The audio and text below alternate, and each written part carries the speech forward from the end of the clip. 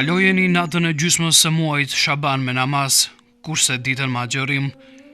Atë natë, pas perëndimit të diellit, Allahu i lartë zbret në qiellin e tokës dhe na bën thirrje. A ka ndonjë që kërkon falje ta fal? A ka ndonjë që kërkon pjesë të jap? A ka ndonjë që kërkon shërim ta shëroj? Dhe vazhdon kështu deri në mëngjes. Nga hadithi më sipër, shohim se nata e Beratit është edhe natë e dëshirave, sepse Allahu i Madhërisëm i pyet robërit e tij se çfarë dëshira dhe nevoja kanë që ai t'u plotësojë ato. Ai që sinqerisht në natën e Beratit i drejtohet Allahut me ndonjë dëshirë, mund të shpresojë se Allahu atë dëshirë do t'i plotësojë, por siç thuhet, sa njerëz ka, aq ka dhe dëshira të ndryshme. Megjithatë, Allahu i Madhërisëm i jep çdo kujt atë që i kërkon, pa marrë parasysh numrin dhe llojet e dëshirave njerëzore.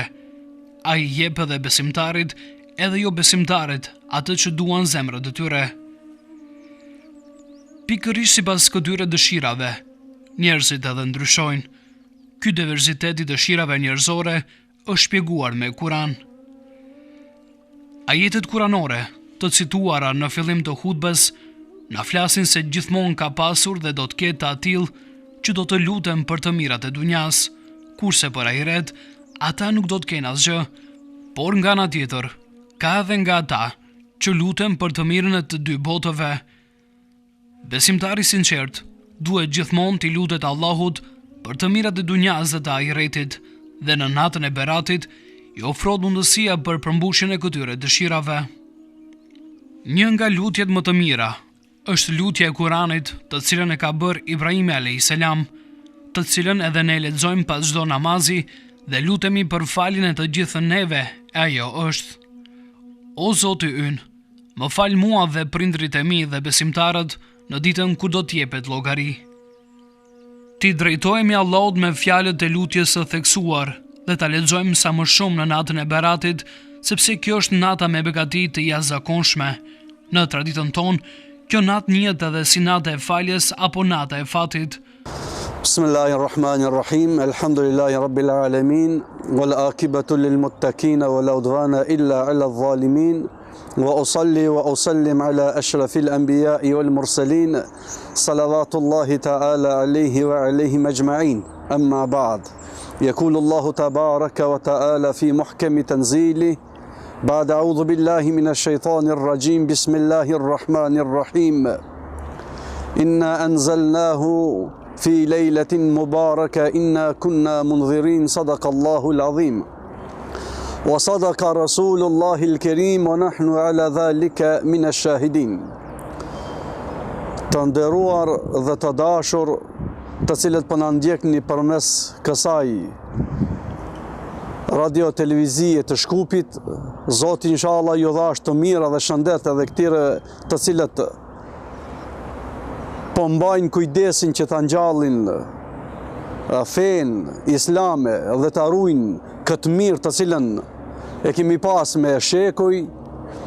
Pra së pari hamdi dhe faliminderimi takon Allahut Dhul Xhelal, salavatet, selamet dhe përshëndetjet qofshin për Muhammedin sallallahu alaihi wasallamit dhe përshëndetjet qofshin për gjithë besimtarët në rrozullin toksor, për atë e cila përgatit këtë program për muftinin e Shkupit dhe ekipin i cili është përgjegjës. Zoti inshallah ju dhash të mira në dunja dhe në ahiret inshallah. Të dashur vëllezër besimtarë, pra disa fjalë do t'i themi në lidhje me natën e gjysës të muajit Shaban. Mirë po, pra se me ardhë e tema kryesore, ne e dim të dashur besimtarë se Zoti dërgoi njerëz në këtë botë dhe nga ata njerëz zgjedhi profet, pejgamber. Sipas haditheve të Muhamedit sallallahu alaihi wasallamit, dihet se Allahu ka dërguar te secili popull nga një profet, nga një pejgamber. Dhe këto nuk përjashtohet as popujt ton, ndoshta as i lirët. Sido që tjetë, nga ata zgjedhi, nga gjithë njerëzia zgjedhi 124.000 profet. Dhe nga ata 124.000 profet që i dërgoi Allahu, i zgjedhi 28 të cilët i ka cekur, i ka përmend në Kur'anin e Kerim. Dhe nga ata 28 që i ka përmend në Kur'an, 25 janë të vullosur që janë profet dhe pejgamber të Allahut, kurse 3 janë disa nga ulemat, dietarët thonë se kanë qenë pejgamber dhe disa të tjerë thonë se kanë qenë elvija të Allahut dhul xhelal. Sido që tjetë, nga ata 25 zgjedhi Allahu 5 më të dashur dhe më të afër, të cilët thojnë sipas haditheve ulil azm, dhe dihet numri i tyre dhe emrat e tyre. Dhe nga ata 5 zgjedhi 1, i cili ishte Muhamedi sallallahu taala alaihi wasallam, më të dashurin për të cilin edhe tha dhe afroi emrin e vet me emrin e atij, dhe të gjithë jemi të obliguar të themi fjalën la ilaha illallah Muhammadur Rasulullah. Dhe kështu vazhdon ai dallimi që Zoti kur krijoi krijesat dhe krijoi gjithësinë, krijoi kohën, krijoi botën, tokën dhe qejt, dalloi edhe muajt, i dalloi Allahu dhul xhelal.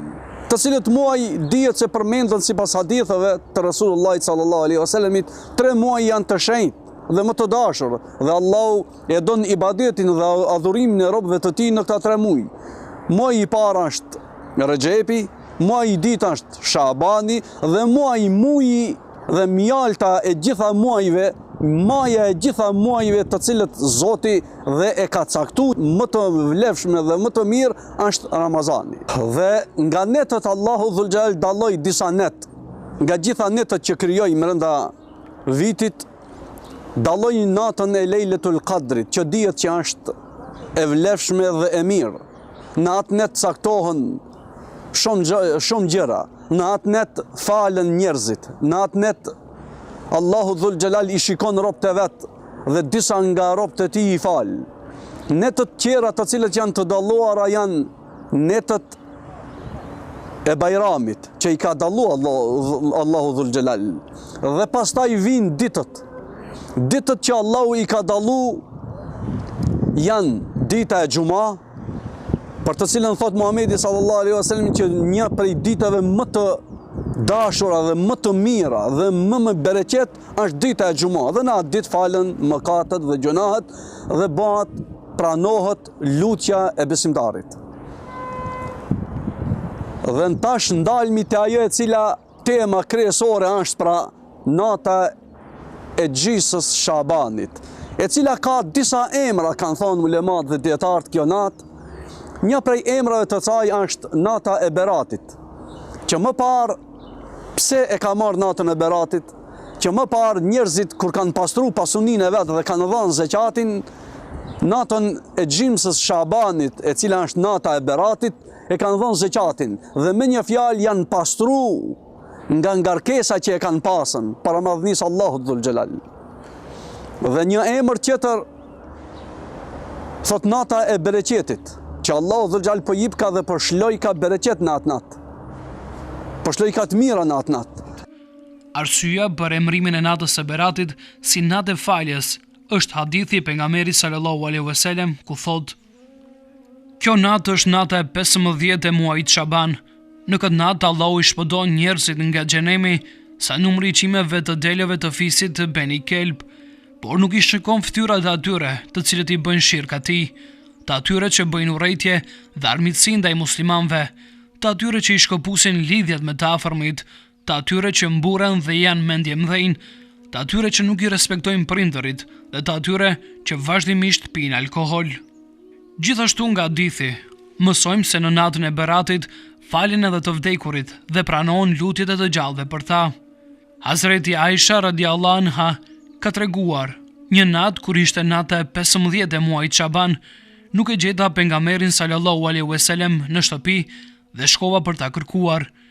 E gjeta në Bekije, varrezat e Medinës, ishte duke i bërë lutje Allahut për të vdekurit dhe lutej për faljen e mëkateve të tyre. Nga fjalët e theksuara na bëhet e qartë se në natën e Beratit edhe ne duhet t'i kujtojmë me lutje të vdekurit tan. Në disa transmetime theksohet se në këtë natë ndahen të gjallët prej të vdekurve dhe shkruhet në faka Andaj kjo natë gjithashtu është quajtur nata e fatit. Ibn Hibani transmeton nga pejgamberi sallallahu alaihi wasallam se ka thënë: kur të hyjë nata e 15 e muajit Shaban, atë natë kaloni në ibadet, kurse ditën e nesërme agjëroni. Një natë prej natëve, Aisha radiallahu ta'ala anha, bashkëshortja e Muhammed Mustafas, ajo e cila e donte Muhammed Mustafaja shumë, për atë të cilën kur e vetën shokët e vetë dhe sahabët kur e vetën ja Rasulullah kën e donë më së shumti, nuk pa turp Muhammed Mustafaja të thoje bashkëshortën time Aishën. Dhe pastaj këcen një tjetër dhe i thot ja Rasulullah, po prej meshkujve kën e donë më shumë, as këton s'pa turp të thoje babën e saj, Ebu Bekrin radiallahu ta'ala anhu. E veti Resulullahin sallallahu alaihi wasallam i mazdarke një natë qohet në shtrat dhe e she mungon, nuk është ati. Dhe u qu prej shtrati Aisha radiallahu ta'ala anha, e kërkoj Muhammed Mustafan dhe e takoj e pa me një vend kishte ra një në seshde. Dhe po ju lut këtë të madhit Zot që ta fali ummetin e vetë, që ta nxjerrë faqebarë në këtë dunja dhe para madhnisë Allahu dhul gjelal. Mirë pa Aisha radiallahu ta'ala anha, kur e shef se nuk lëviz prej seshde dhe zgat seshden Muhammed Mustafaja, e kap friga, mës e ka gjetën diçka Resulullahin, dhe shkon e kap të gishti i këmbës, ta shofe është gjallë me një fjalë, dhe kur e kap lëviz Muhammed Mustafaja, dhe ra ato të prit, mas e krin namazin, Resulullahi sallallahu alaihi wasallam i thot Aisha radiallahu ta'ala anha, ja Rasulallah, të kam pa se në këtë muj shumë pa agjeron dhe po fal namaz. Ja Rasulallah, qëfar është mshëftësia e këti muaji dhe e kësaj nate? Tha Muhamedi sallallahu alaihi wasallam, ja Aisha, Allahu dhul gjelal në këtë muaj të Shabanit i ngrit punë të veta, ngritën punë të robëve të vetë të Allahu dhul gjelal, i merë dhe i regjistron. Ja Aisha, unë dua që kur të ngritën punë të mia tek Allahu, që të jem një rob i cili i përkushtohet Allahut dhe është në seshde. Dhe du që muaji të më shkojë ki muaji me Ramazan, me agjërim, që të afrohem edhe më shumë të Allahut dhul gjelal. Se defekti të dashur vëllezër që po na ndjekni, defekti jon është dikun ku adhurimi, falja jon dhe afrimi te Zoti një pjesë e madhe e bojnë nga friga, të cilët frigohen nga zjarmi i xhenemit. Kur ta përmend ajetet kuranore dhe hadithet që flasin për zjarmin e xhenemit, ata xhenemit ata dridhen dhe kanë frikë, dhe një pjesë tjetër nga dashuria, apo mos ta them nga interesi për në xhennet me hi, pra dy pjesë janë, dy tabore, kurse një në mes i cili është mes atinëve dhe këtynëve tjerëve, është ai i cili nuk do t'i interesoje se Zoti ku e çon atë, po ati një vetëm i intereson, vetëm një e don. Çka don ai? Ai don kënaqësinë e Zotit dhul gjelal. Ai don kënaqësinë e të madhit Allah. Ai don që të jetë i pajtueshëm me Zotin. Ai e don Allahun dhe ati i përkushtohet. Ati i bjen në seshde dhe as pak thot nuk e kam derë se kum çon ai, se xheneti është i ati dhe xhenemi i ati. Unë e imja ja është që si rob i tij të jemi përkushtuar dhe të kem frikën e tij. Muhammed Mustafa sallallahu alaihi wasallam këto fjalja përsjellë Aishës dhe i tha për këtë natë, tha ja Aisha, inna Allaha yattali'u fi hadhihi al-layla min nisfi Shaban. O Aisha, Allahu i shiqon robët e vet në këtë natë të gjysmës Shabanit, natën e Beratit, dhe të gjithë i fal ata të cilët kërkojnë falje. Dhe thot hel min da'in fa astajibu la, a ka dikush që më bën dua dhe të ja pranoj duan?